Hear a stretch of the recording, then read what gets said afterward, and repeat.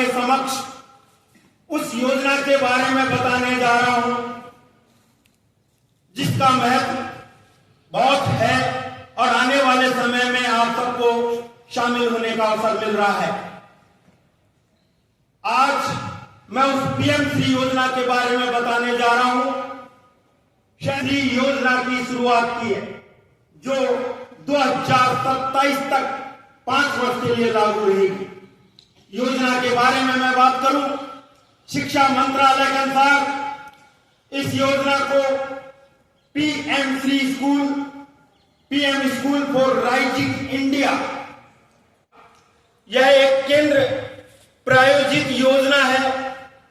यह राष्ट्रीय शिक्षा नीति एनईपी 2020 के लक्ष्यों को पूरा करने के लिए पूरे भारत में 14,500 स्कूलों को अपग्रेड करेगी शिक्षा के क्षेत्र में। PM Shri school national education policy 2020 प्रयोगशालाओं के रूप में कार्य करेगा।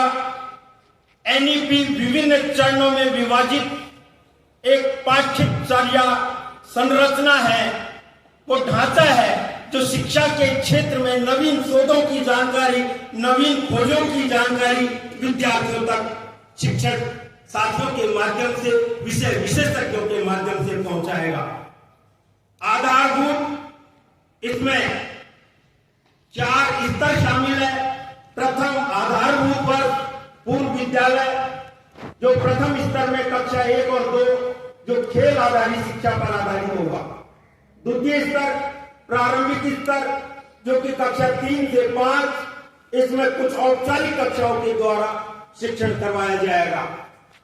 मध्य स्तर जो हमारे लिए है कक्षा 6 से 8, इसमें विषय शिक्षकों के जरिए शिक्षा प्रदान की जाएगी और इसे तृतीय स्तर के नाम से जाना जाएगा।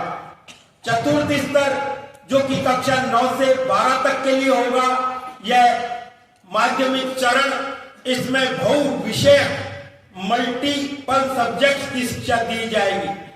पीएम श्री स्कूल अन्य स्कूलों से विशेष कैसे होगी, इसके बारे में जाने मित्रों। पीएम श्री स्कूलों और केंद्रीय विद्यालयों या जवाहर नवोदय विद्यालयों के बीच काफी अंतर मौजूद है। केंद्रीय विद्यालय केवी या जवाहर नवोदय विद्यालय जेएनवी पूरी तरह से केंद्र सरकार के शिक्षा मंत्रालय के अंदर आते हैं, एमओई के अंदर में आते हैं।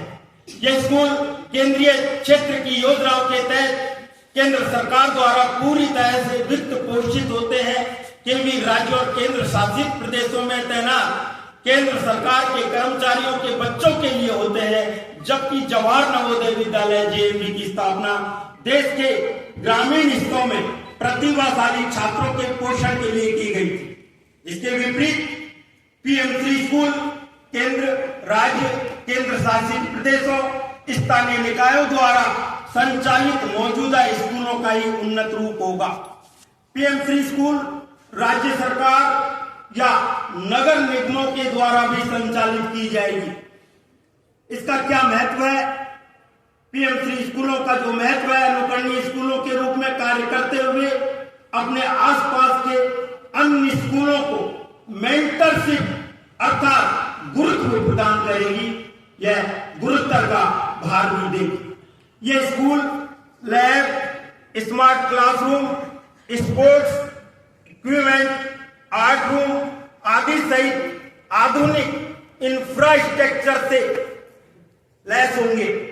यह स्कूल समावेशी और सुलभ है।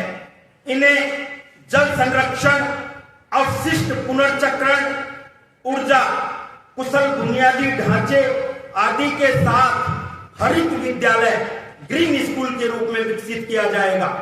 जैविक खेती को भी इसमें शामिल किया जाएगा।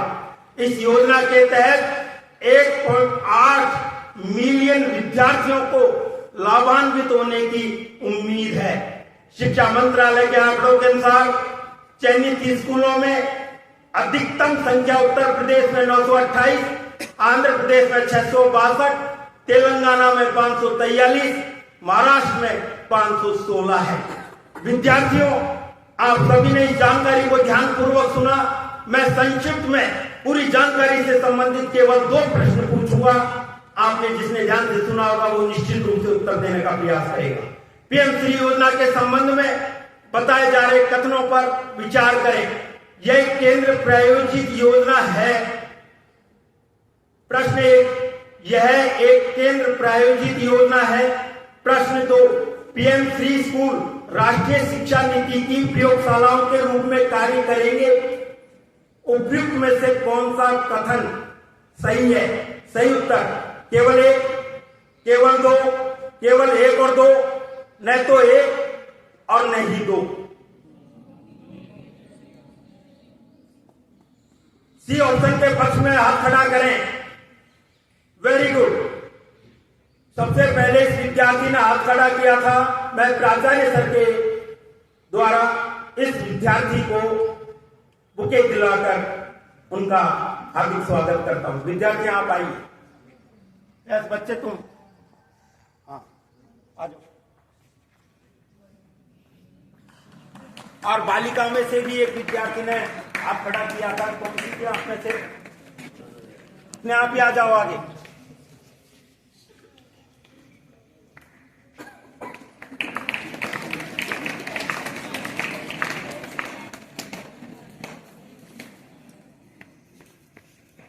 देखिए कितनी खुशी की बात है। सुन तो सभी रहे थे। यह नवीनतम जानकारी थी, न केवल आपके लिए बल्कि हमारे और हमारे शिक्षक साथियों के लिए भी। पीएम श्री स्कूल क्या है? कई विद्यार्थी कल हमसे कह रहे थे, बार बार बोर्डों पर लिखा दिया जा रहा है पीएम श्री स्कूल, लेकिन है क्या? उसी को ताकते छापते हुए विद्यार्थियों को सूचना देने के लिए हमने प्रयास किया और आपके लिए यह जानकारी लेकर आए। सम्मानीय प्राचार्य साहब ने उचित समय दिया, मैं उनके लिए बहुत बहुत धन्यवाद एवं आभार व्यक्त करता हूं। इसी के साथ जय हिंद, जय भारत।